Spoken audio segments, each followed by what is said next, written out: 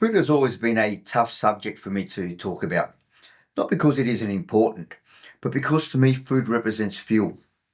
Fuel for growth, fuel for development, fuel for the proper functioning of the body.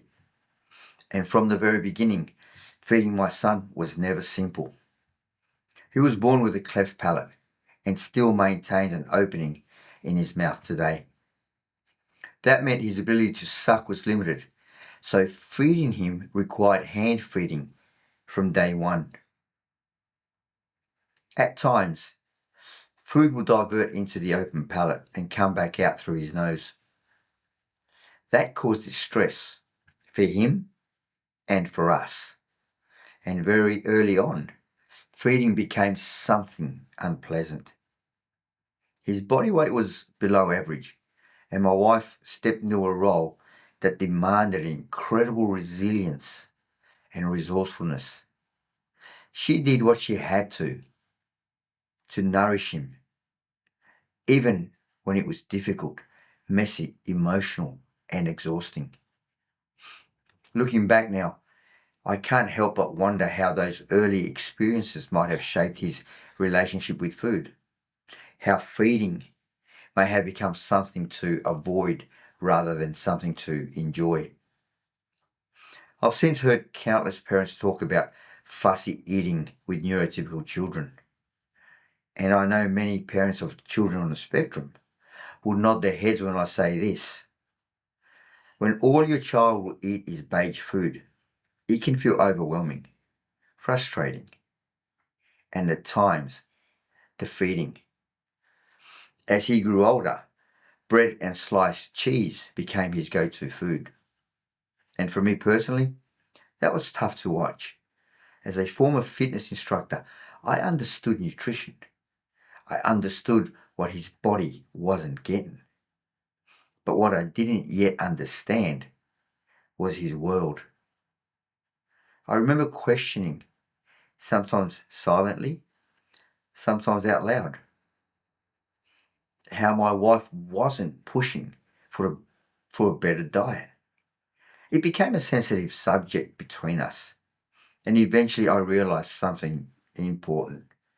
She was doing everything she could. So I stopped being the external critic and I started trusting her judgment. I asked myself a better question. How can I support this instead of resisting it? Now, because I worked away, I didn't see the effort behind each small win. Over time, she managed to introduce rice, strips of beef, chicken, even a few salad leaves. It took patience, it took timing, and it took understanding his nervous system. Not just the food on the plate. My role was smaller, almost playful. I'd say things like, "You won't like this, I'll eat it instead." That curiosity, that little bit of FOMO, fear of missing out, sometimes worked. It became a quiet game between my wife and I, where we wanted to introduce something new. Now, last week, something happened that completely caught me off guard.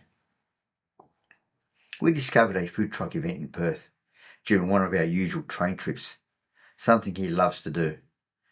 The first week was simple. We looked around. He had some fairy floss. I had chicken and chips. Nothing remarkable. Then the following week, he wanted to go again. And for some reason, maybe it was just a picture on the food truck, he wanted to try pork belly.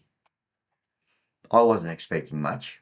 I ordered a mixed plate, pork skewer, some pork belly strips, a piece of chicken, some rice, salad, all covered in Thai sauce. We grabbed a seat and I thought, this is not going to end well.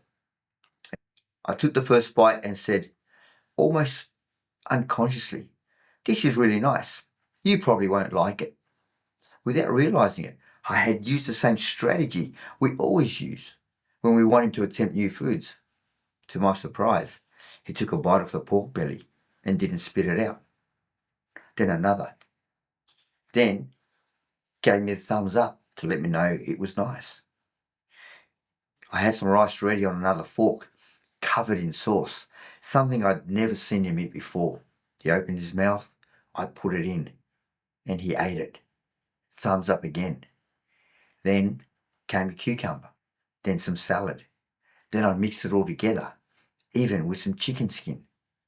Something I've never thought he'd attempt.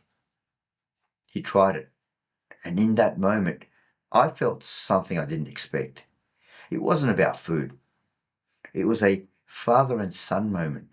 Two people sharing a plate, sharing an experience, meeting in the middle.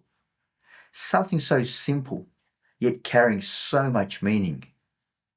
As a parent to a child whose way of being in the world is different from my own, I've learnt this. Small, simple steps, consistently applied, creates moments of integration between our worlds. They build togetherness, and more importantly, the better I understand myself, my thoughts, my emotions, my responses, the more space I create for moments like this to naturally unfold in our everyday life. Looking back, these are some of the learnings I got from the experience. Early experiences matter. However, they are not permanent. Pressure creates resistance. Safety, curiosity, and timing opens doors that force never will. One regulated adult can change the entire experience. Your tone, your pacing, and your emotional state often matter more than the strategy. Support your partner instead of questioning them. Alignment matters between both of you. Play beats persuasion. Curiosity and playfulness, like FOMO, can bypass resistance where logic fails. I've learned to celebrate moments, not milestones. Progress isn't linear, and sometimes the biggest win comes from something unexpected. Integration happens in shared experiences. Connection builds confidence, not just with food, but with life. Thank you for watching. And if you haven't already subscribed, please do. And I look forward to bringing you more stories, insights, and small wins.